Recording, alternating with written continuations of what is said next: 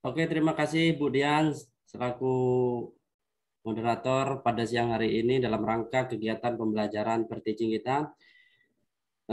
Assalamualaikum warahmatullahi wabarakatuh. Waalaikumsalam warahmatullahi wabarakatuh.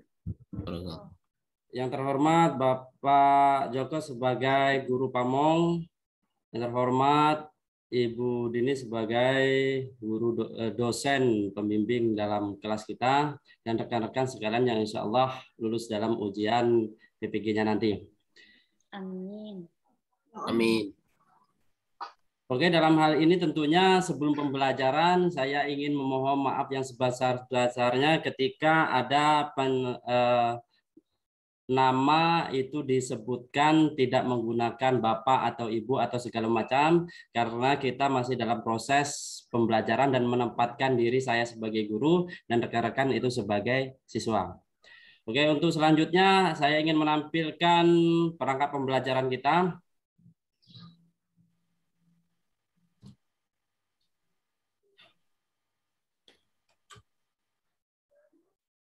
Bagaimana rekan-rekan, nampak atau tidak? Belum. Sudah. Nampak Pak. Nah, kelihatan ya. Oke, untuk rencana pembelajaran kita yaitu Sekolah SMA Negeri 5 Bengkulu Tengah. Kemudian dalam bab ini dalam pernikahan dalam Islam atau munakohat atau membangun mahligai rumah tangga. Untuk kompetensi inti, KI1 menghayati dan mengamalkan, KI2 menghayati dan perilaku dan sebagainya macam. Kemudian ada kompetensi dasar, meyakini kebenaran ketentuan pelaksanaan pernikahan berdasarkan syariat Islam, menunjukkan sikap bersatu dan kebersamaan dalam lingkungan masyarakat sebagaimana implementasi ketentuan pernikahan dalam Islam. Untuk selanjutnya, indikator sama meyakini kebenaran ketentuan pelaksanaan pernikahan berdasarkan syariat Islam. Untuk tujuan pembelajaran, setelah mengikuti proses pembelajaran, peserta didik diharapkan meyakini kebenaran ketentuan pelaksanaan pernikahan berdasarkan syariat Islam, menunjukkan sikap bersatu,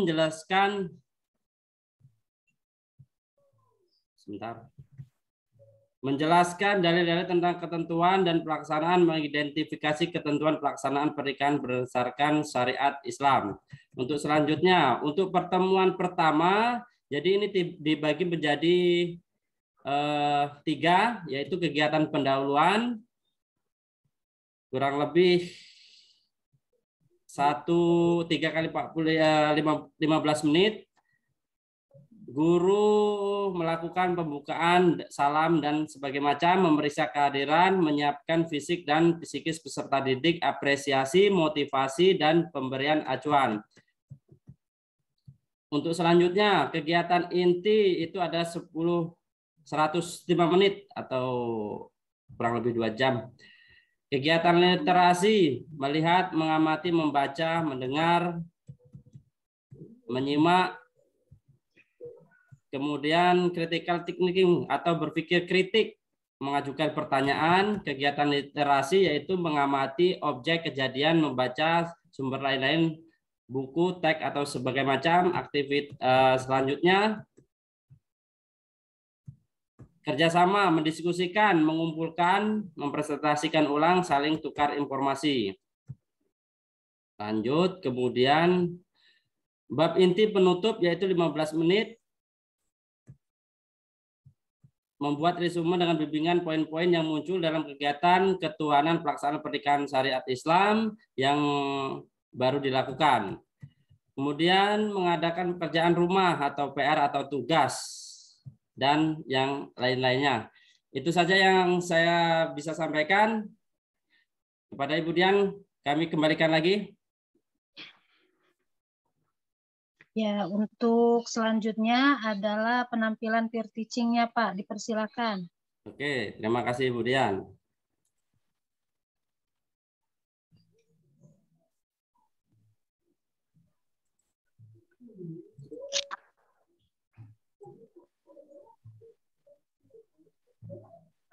Bagaimana rekan-rekan? Kelihatan atau tidak? Sudah kelihatan, jelas, Pak. Ada Ada nampak dah. Kelihatan ya?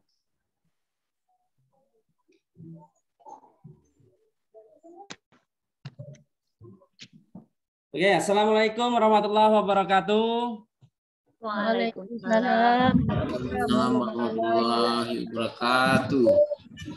Sehat anak-anak? Sehat. Luar biasa sekali. Untuk lebih bermanfaat, mari kita sebelum memulai pelajaran kita berdoa. Silakan Dendi untuk memimpin doanya.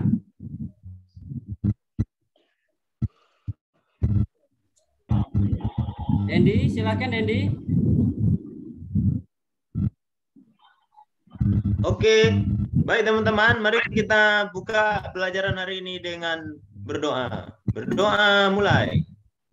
Oke, doa selesai. Ya, terima kasih Dendi sudah memimpin doanya. Kemudian selanjutnya Bapak mengecek absen atau absensi dari siswa kita.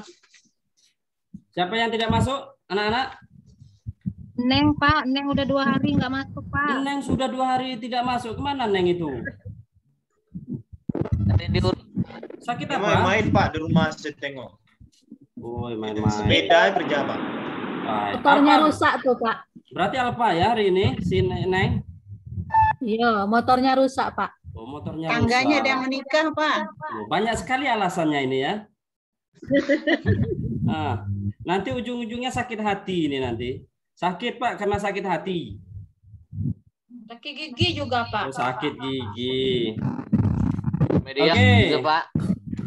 Cukup ya absen kita ya. Jadi hari ini kita yang tidak masuk itu adalah Neng dengan keterangan Alfa. Oke, silakan kita buka bab materinya yaitu di halaman 73 dengan judul Indahnya Membangun Mahligai Rumah Tangga. Nah, itu dengan judul bab yang kita pelajari. Sebelum kita memulai, ada tidak yang ingin membangun rumah tangga atau sering disebut dengan pernikahan? Ada tidak yang mau menikah? Enti Fauzia, mau tidak menikah? Dendi, Pak. Dendi. Saya mau nikah lagi Pak. Oh, nikah lagi. Jadi sudah yang kedua sekarang. Yang pertama berarti sekarang ini. Sudah menikah ya? Luar biasa sekali. Gimana rasanya sudah menikah si Dendi? Enak Pak. Pernikahan dini, Pak. Pernikahan Kecil udah dini. menikah. Oh, berarti si Dendi ini adalah ada statusnya bukan perjaka lagi tapi menjadi seorang duda berarti ya. Meskipun duda masih tetap melanjutkan sekolahnya. Wah, luar biasa si Dendi. Oke, kita lanjutkan. Mahdi Pak. Nah, ya, kita lanjutkan. Dalam bab rumah tangga atau bab tentang munakohat ini atau pernikahan, tentunya Bapak rasa di usia kita sama seperti Bapak, usia Bapak ini juga tidak jauh 17 tahun lebih dikit dengan kalian. Mungkin nasibnya saja yang berbeda. Mungkin untuk anak-anak dalam hal ini bab materi ini digunakan ketika kalian itu sudah terjun di masyarakat atau setelah selesai dari studinya atau sekolahnya minimal tamat SMA. Jadi anak-anak ketika belum selesai sekolah maka diharapkan jangan menikah dulu karena menikah itu luar biasa sekali, ada lika-liku kehidupan rumah tangga. Itu. Pacaran boleh, Pak? Ya. Sebentar ya, mohon maaf. Ini kenapa jaringannya nggak bisa melanjutkan ini? Sebentar, Bu. Ini giliran saya, tapi kok nggak bisa geser.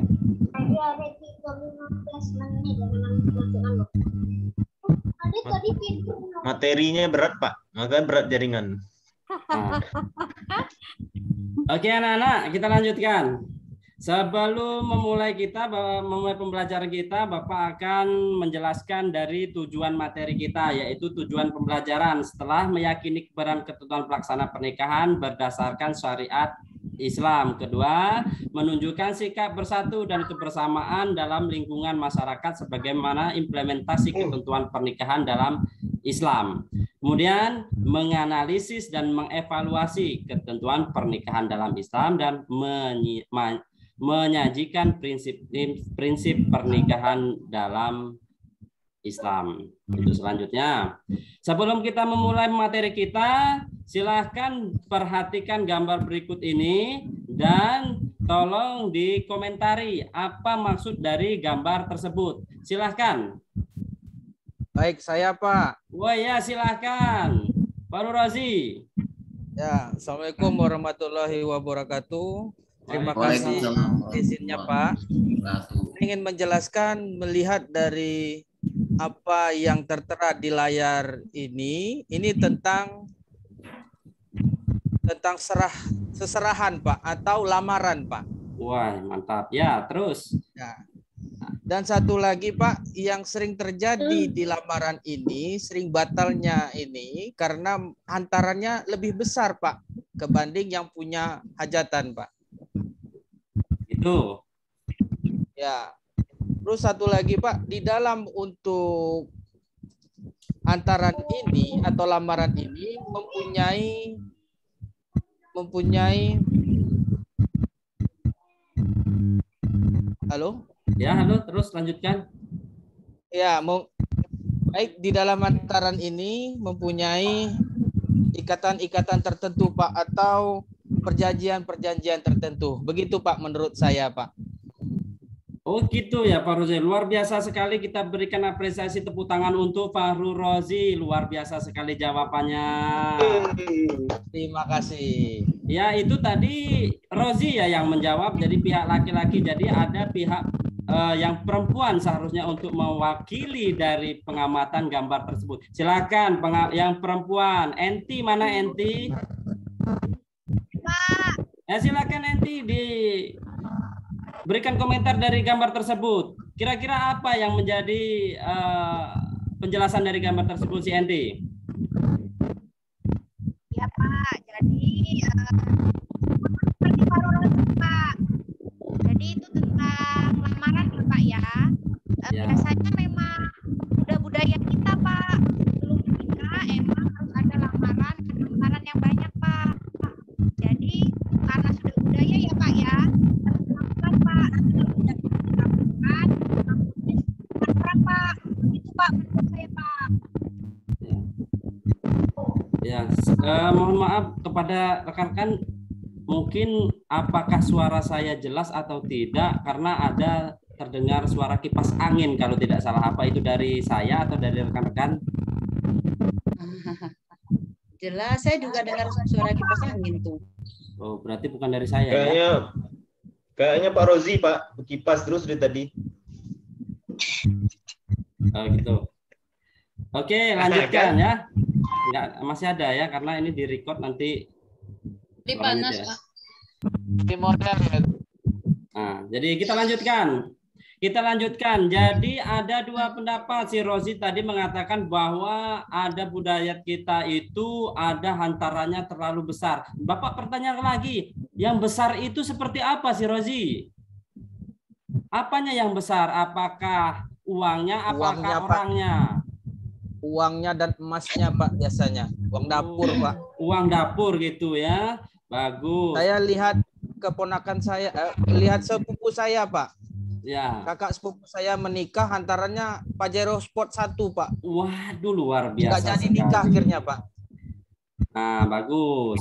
Jadi Bapak bertanya lagi, ketika enti dipersunting, kira-kira contoh, misal, ya mohon maaf ya ini hanya sebagai contoh, misalnya si enti mau tidak dilamar sama Rozi, ketika mau, apa yang diminta sama si enti itu lamarannya itu? Contoh ya, mudah-mudahan tidak terjadi. Kalaupun toh terjadi itu adalah sebuah perjodohan atau pernikahan yang sama luar biasa. Nah, gimana Enti pendapatnya ketika Enti mau dilamar oleh si siapa? Si Fauzi, kira-kira apa yang diminta sama si Enti tadi? Sama si Rozi? Minta rumah. Oke, luar biasa sekali. Jadi untuk perhatian, jadi kita semuanya ada dalam sebuah hadis dikatakan bahwa sebaik-baiknya perempuan adalah yang paling sedikit maharnya. Itu jawabannya. Tapi tidak menutup kemungkinan adalah sebaik-baiknya pria itu adalah tidak pelit kepada wanita atau pelit kepada calon sang istri. Apa yang dicontohkan kepada Rasulullah ketika Rasulullah itu meminang Siti Khadijah, yaitu meskipun usianya berpaut jauh, mohon maaf, istri beliau yang pertama itu siapa?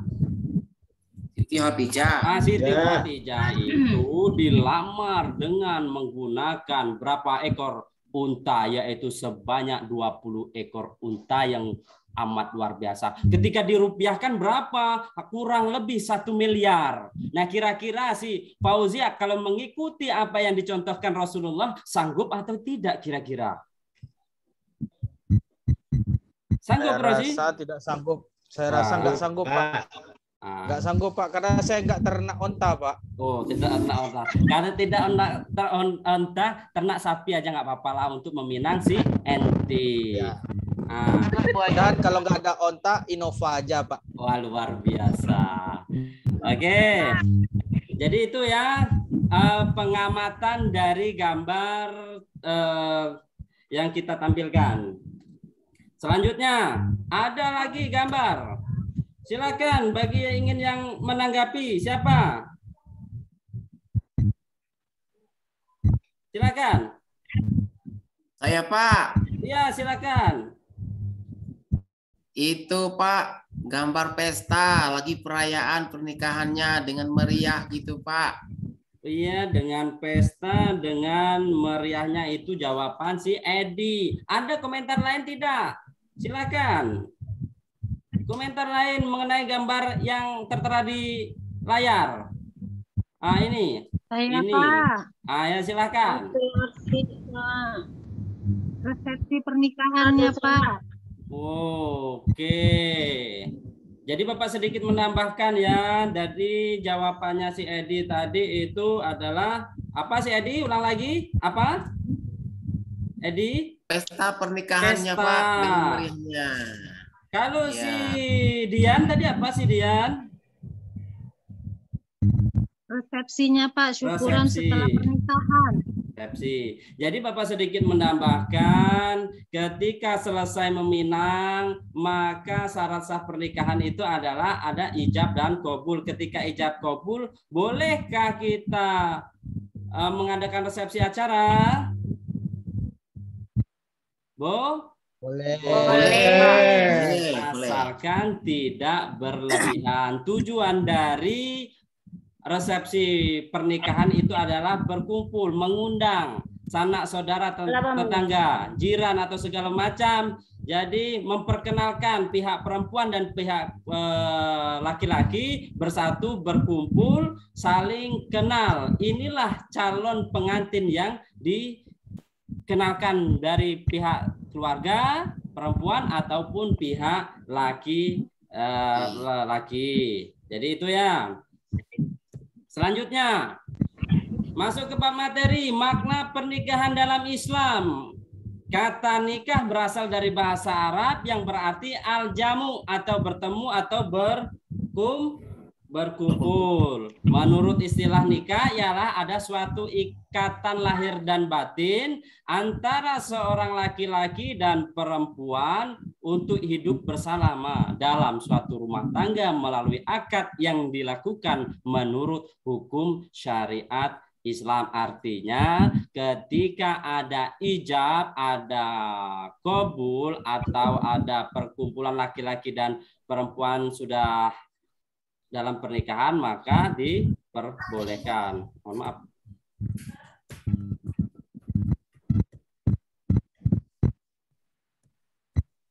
lanjutkan. Dalam komplikasi Islam, KHI dijelaskan bahwa perkawinan adalah pernikahan yaitu akad atau kuat atau untuk menaati perintah Allah dan melaksanakan merupakan ritual ibadah. Artinya ritual ibadah yang paling panjang itu adalah ibadah perkawinan atau menikah. Sementara menurut Undang-Undang Nomor 1 Tahun 1974 tentang perkawinan pasal 1 dijelaskan bahwa perkawinan ialah ikatan lahir batin antara seorang pria dan seorang wanita sebagai suami istri dengan tujuan membentuk keluarga yang kekal, bahagia berdasarkan Tuhan yang Maha Esa. Itu dari makna pernikahan dalam Islam. Selanjutnya ada video berikut ini. Nah, sudah melihat videonya? Ya, anggap saja sudah ya. Kita lanjutkan. Silakan komentari apa yang setelah diamati video tersebut. Apa videonya? Apa videonya? Silakan. Video kenakalan remaja. Video kenakalan remaja ini, Pak. Iya. Cinta dibutakan. Terus?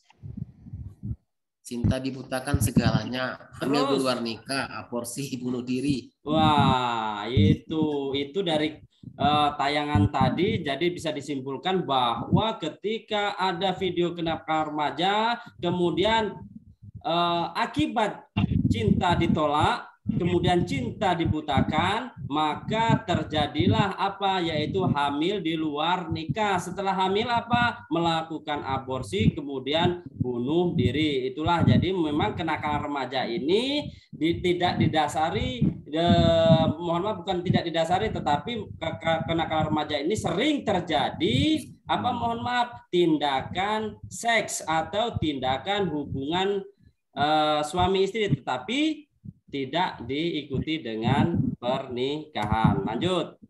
Silakan dibacakan. Ayo. Mana Dedi? Silakan dibacakan Dedi. Nggak nampak itu Pak, hurufnya sebelah. Tutup dengan layar Pak. Oh, nggak nampak. Sekarang sudah nampak belum? Belum, sampingnya nggak kenapa Pak. Awalnya nggak nampak. Iya, awalnya nggak nampak. Fahrul Rozi aja. Mana Fahrul Rozi?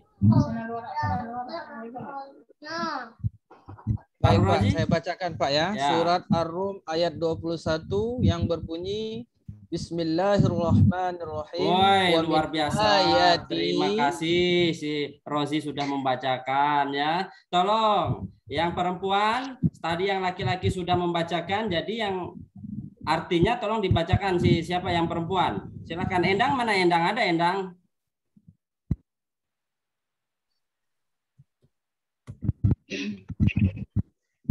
Fatmawati aja yang membacakan, silakan Fatmawati. Hilang Pak. Nah, ini nampak nggak ini? Dan di antara tanda-tanda kebesarannya ialah dia menciptakan pasangan. Hilang Pak. Hilang ya.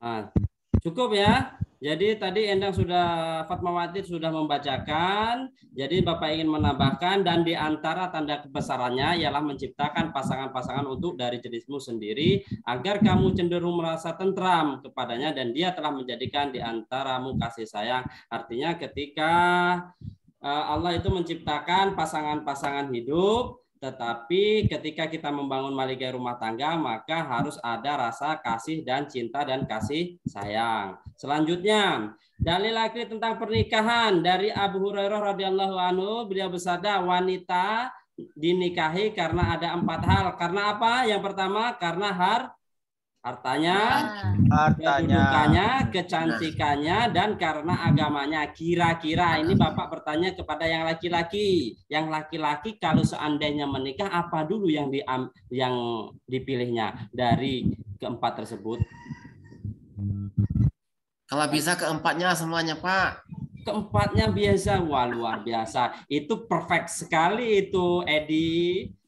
seandainya keempat tersebut kita disuruh memilih hanya satu, apa? Agamanya, Pak.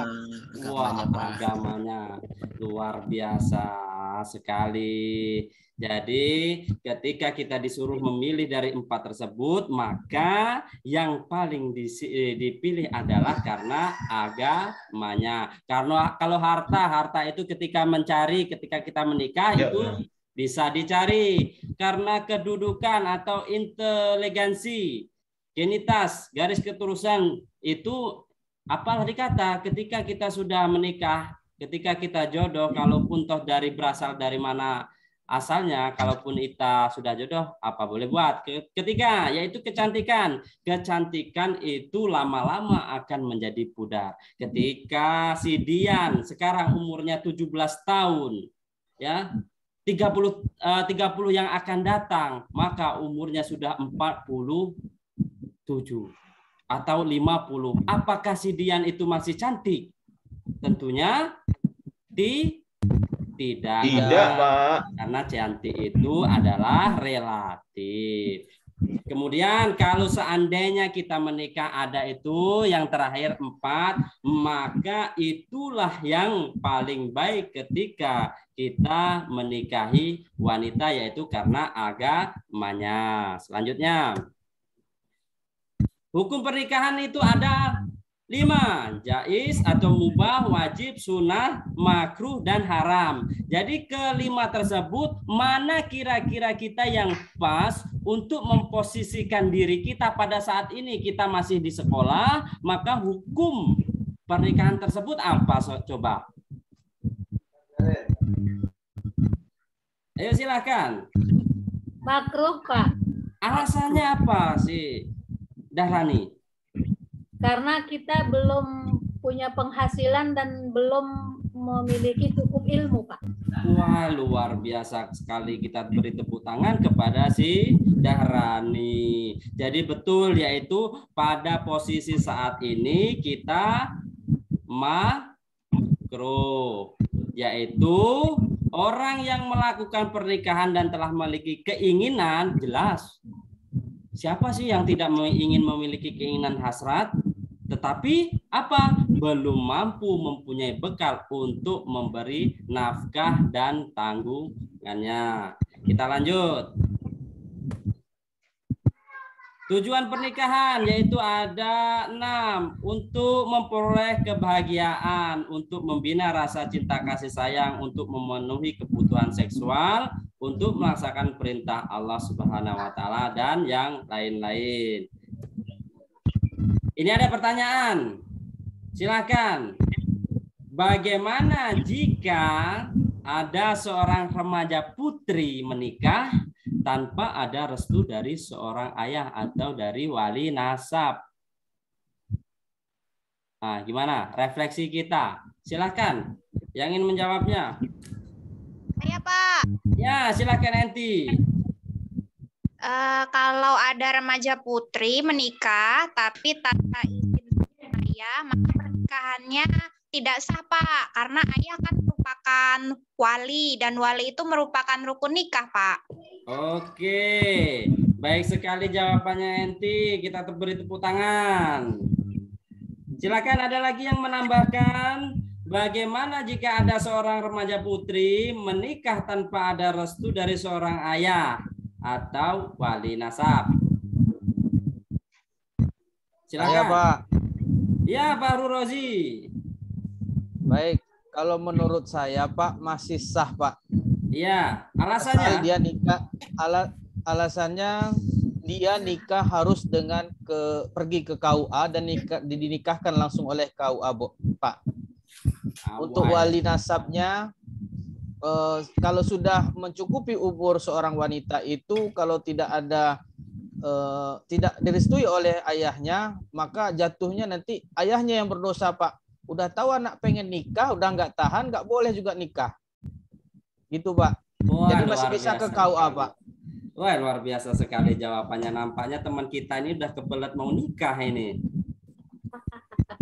Ya, artinya memang ada membolehkan ketika tidak ada izin dari seorang ayah. Artinya ada wali nasab tertentu ketika tidak ada ayahnya. Tadi yang dijawab si Fauzi tadi betul. Tidak ada ayahnya siapa? Yaitu pamannya atau segala macam. Nanti pembahasan ini di bab selanjutnya. Jadi Bapak ingin merefleksikan diri bagaimana sih pembelajaran kita, nyambung atau tidak gitu ya. Kita lanjutkan. Jadi rukun dan syarat nikah itu ada calon suami, calon istri, wali, saksi, dan ijab kabul. Nanti silahkan dipahami ada beberapa, ada rukun nikah dan ada syarat nikah. Nanti silahkan dipahami ada beberapa, dan kemudian di akhir nanti, di akhir pembelajaran nanti ada refleksi tentang bab pernikahan. Selanjutnya. Kemudian ada wanita yang haram untuk dinikahi, yaitu karena keturunannya ibu kandung, anak perempuan, saudara perempuan, dan yang lain-lain. Wanita yang haram dinikahi karena hubungan sepersusuan. Wanita yang haram dinikahi karena perkawinan. Ada penjelasan di layar, silahkan pahami sendiri. Kemudian selanjutnya. Macam-macam talak. Talak itu ada talak raji, ada talak bain, ada talak bain terbagi menjadi dua, talak bin sugro dan talak bain kubro. Itu ya. Alasan jatuh talak yaitu ilat, yaitu sumpah serapah suami yang mencampuri istrinya merupakan masa tanggungnya adalah 4 bulan. Jika 4 bulan sudah kembali, maka suami harus membayar denda sumpah tersebut. Lanjut. Ada hadis Rasulullah SAW berbunyi, perbuatan yang halal yang dibenci oleh Allah adalah cerai. Hadis riwayat Abu Daud Ibnu Majah. Ini menunjukkan di satu sisi bahwa terkadang perceraian itu tidak bisa dihindari, sehingga jika ada satu pasangan yang memang tidak ada kecocokan, masih dipaksa untuk terus untuk itu akan merugikan semua pihak, maka diperbolehkan perceraian. Tetapi diingatkan bahwa perceraian itu halal, tetapi paling dibenci Allah. Jadi yang ingin Bapak tanyakan, kenapa atau mengapa terjadi perceraian? Silakan dijawab. Dan apa dampaknya pula? Silakan. Ya Pak. Ya silakan. Jadi karena tidak cocok lagi Pak. Nah, tidak cocok kemudian dibuang ya. Ya, ganti yang baru. Wah, luar biasa sekali. Ada lain silakan. Saya Pak. Ya. Ya, dampak anak orang tua juga ya nanti tapi ya gitu ya. Ya, mohon maaf si Dodi tadi nggak terdengar suaranya ya. Ya nggak apa-apa lah. Ada yang lain silakan, satu lagi menambahkan alasan perceraian atau dampak perceraian. Silakan. Ketidaksepahaman lagi Pak. Ya, Fatmawati. Tidak adanya kesepahaman Pak. Tidak ada kesepahaman. Terus ada lagi? Cukup? Nah, jadi cukup ya. Faktor ekonomi Pak. Faktor ekonomi, jawabannya itu betul semua. Jadi semua alasan itu bisa membuat seseorang itu perceraian. Bahkan perceraian itu diperbolehkan. Tetapi hal yang paling dibenci itu adalah sebuah perceraian. Kalau seandainya ada pasangan yang mohon maaf tidak cocok, kemudian ada hal-hal yang lain, itu boleh bercerai. Nah, kemudian selanjutnya untuk evaluasi silakan buat kelompok, 3 kelompok untuk mendiskusikan. Yang pertama, carilah dalil yang berkaitan dengan hukum pernikahan. Itu kelompok pertama. Dan yang kedua, yaitu carilah wali nasab pihak perempuan.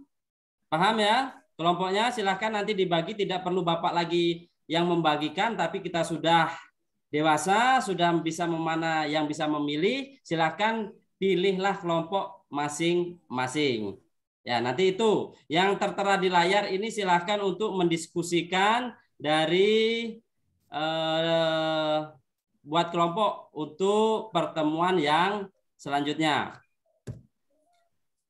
Oke, itu saja yang bisa Bapak sampaikan. Mudah-mudahan ada manfaatnya yang bisa kita lihat dan kita mendengar apa yang Bapak sampaikan. Bapak, sebelum kita akhiri, silahkan si Dodi untuk memimpin doanya. Silahkan si Dodi.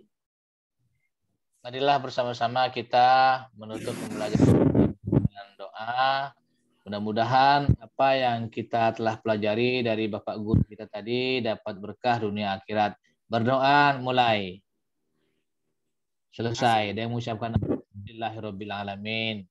Ya, itu saja ya. Mudah-mudahan ada manfaatnya dan saya akhiri sebagai pemateri. Billahi taufiq wal hidayah. Wassalamualaikum warahmatullahi wabarakatuh. Saya kembalikan kepada Ibu Dian. Silakan. Baiklah, terima kasih banyak Pak atas penampilannya yang sudah panjang kali lebar dari lamaran sampai perceraian.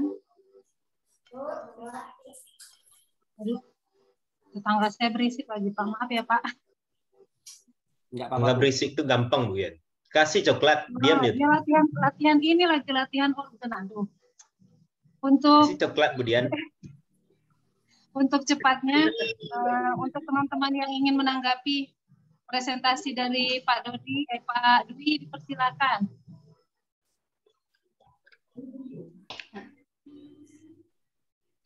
Tuh, Pak Rozi tuh nyamperin tuh. Saya rasa cukup, Pak. Cukup. Karena udah kongkelikong tadi. Pak Joko dipersilakan. Baik, terima kasih Bu Dian. Kemudian Pak Dwi Praja, luar biasa tadi materinya. Dan memang kalau di SMA ini yang ditunggu-tunggu sebenarnya peserta didik ya Pak Dwi. Menarik tadi peserta didiknya semuanya. Namun catatannya Pak Dwi ya, persepsi harus mengantarkan dulu pembelajaran sebelumnya diingatkan. Kemudian bagaimana mengkonekkan pembelajaran sebelumnya kepada pembelajaran yang akan kita laksanakan. Karena memang sebenarnya sih evaluasi itu kan ada evaluasi berjalan, ada evaluasi akhir. Artinya evaluasi sebelum, sedang proses, dan ketika setelah pembelajaran. Kalau melihat dari pementasan Pak Dwi tadi, mungkin Bapak Ibu semua sudah bisa menilai semua. Lagi-lagi didominasi oleh Pak Dwi ya. Walaupun teknik yang dipakai Pak Dwi ini adalah value atau penilaian evaluasinya sambil berjalan. Ada feedback, ada umpan balik antara Pak Dwi dengan peserta didik. Ya, namun hanya sebagian itu Pak Dwi yang muncul itu, karena sekali lagi masih student center. Kita berharap ini mengingatkan semua. Ingat Bapak Ibu, satu RPP itu bisa 2 sampai dengan 3 kali pertemuan. Yang dipresentasikan lagi-lagi hanya untuk 1 kali pertemuan. Ya, apa tujuannya akan dicapai pada kesempatan ini? Umpamanya Pak Dwi ya. Pak Dwi akan melihat ketentuan dan hukum serta tujuan dalam pertemuan ini. Maka ini saja yang kita kupas ya. Karena saya pikir kalau semuanya diborong Pak Dwi ini, satu pertemuan itu tidak akan melibatkan peserta didik ya. Pertemuan kedua itu dasar yang Pak Dwi sampaikan tadi 3 kelompok. Ya, itu untuk pertemuan selanjutnya itu padahal sudah semua dikupas oleh Pak Dwi. Ya, jadi tolong sama-sama kita ingatkan Bapak Ibu, 1 kali pertemuan saja yang mana di situ ada pembukaan, ada isi, ada penutup dan evaluasinya di situ sudah ada. Jadi mari kita sama-sama mengingatkan agar jangan sampai kita terjebak nanti pada waktu uji kinerjanya Bapak Ibu sekalian. Kemudian saling mengingatkan, mumpung ingat Bapak Ibu, RPP ini pengalaman, mudah-mudahan sama Bapak Ibu sekalian. Itu adalah RPP yang lengkap, bukan yang ada revisi yang 1 lembar. Jadi kita merujuk pada RPP lengkap. Mohon Bapak Ibu nanti karena dari 3 RPP ini nanti mungkin Bapak Ibu ada yang matching dengan yang rencana Bapak Ibu akan diukinkan, divideokan, kemudian nanti itu rentetannya mulai dari materi, kemudian ada rangkuman materi, bahkan lebih efektif sih sebenarnya kalau kami melihat dan pengalaman kami secara pribadi itu ada LKPD yang merunut dan meruntut pola sistem peserta didik aktif dalam pembelajaran itu. Jadi lagi-lagi kita hantarkan saja Bapak Ibu, pengantar saja kita, ya, pengantar saja. Setelah itu baru mereka akan berproses. Nah, ketika mereka berdiskusi, ada yang bertanya, ada yang menjawab, disinilah letak kita meluruskan permasalahan, ketentuan yang tidak. Maka di situ kan belum bisa menyimpulkan, ya, belum bisa menyimpulkan Pak Dwi tadi, karena semuanya materi itu diborong, ya, diborong. Jadi saya berharap, saya mengingatkan bukan hanya Pak Dwi sebenarnya untuk evaluasi kita bersama. Berarti bentuk evaluasinya kan cuma sebagian saja pada waktu proses, sementara akhirnya belum muncul, ya. Jadi itu dari saya, semoga nanti lebih baik ke depannya, termasuk beberapa catatan yang mungkin saya tuliskan di situ lebih lengkap, lebih bagus juga, karena itu juga nanti yang akan mengiring kita pada penyempurnaan pelaksanaan pembelajarannya yang diinkludkan dengan rencana pembelajaran kita. Jadi itu dari saya, Pak Dwi, sudah luar biasa itu. Kalau memancing tadi sudah luar biasa itu tadi. Cuman yang kita inginkan itu tadi, pertanyaan itu justru muncul dari peserta didik, bukan kita munculkan. Jadi itu dari peserta didik, bukan dimunculkan oleh kita. Mereka sendiri akan berproses, baru kita tengahi, baru kita luruskan. Yang inilah sebenarnya yang menjadi poin sebenarnya kita sebagai pendidik dalam memberikan penguatan terhadap materi pada pembelajaran kita itu. Itu saja mungkin dari saya, Pak Dwi, tapi sudah luar biasa itu Bapak Ibu semua yang hadir ini. Itu saja, saya kembalikan dengan Ibu Dian. Terima kasih atas masukannya kepada Bapak Joko. Ya, Bu. Untuk selanjutnya dipersilakan kepada Ibu dosen, Ibu Dini, untuk memberikan masukannya. Kepada Ibu Dini dipersilakan. Ya, terima kasih Bu Dian. Oke, Pak Dwi Praja ya, sudah bagus penampilannya. Pertama tadi mungkin Bapak lupa menyampaikan tujuan pembelajaran.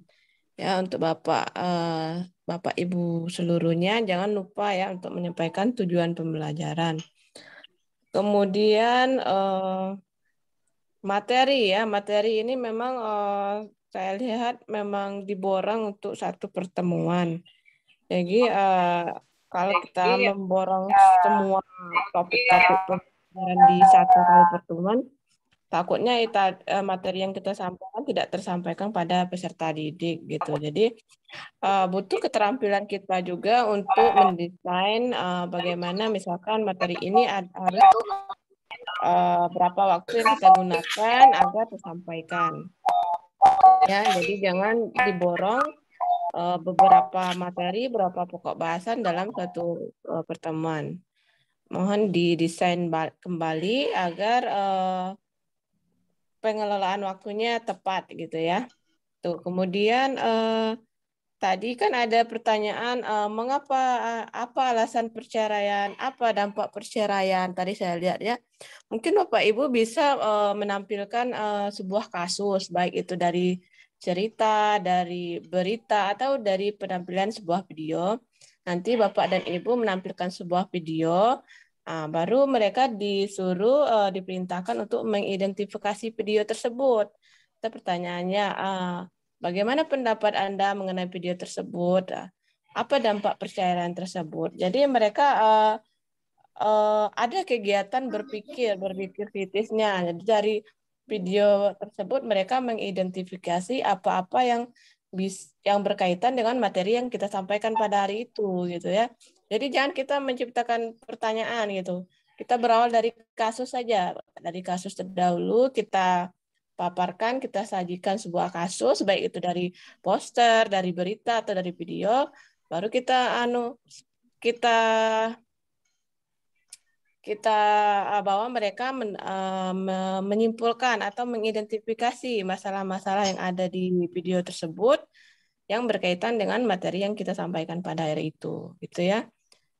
Untuk selanjutnya Bapak Fahrul Rozi sama Eko cukup peer teaching-nya aja. Sudah Pak Fahrul Rozi, baru Pak Eko, baru tanggapannya ya. Nanti tanggapannya sekalian aja dua Bapak Fahrul Rozi dan Bapak Eko ditanggapi di akhir aja itu untuk menghemat waktu ya. Ya Bu Dian ya.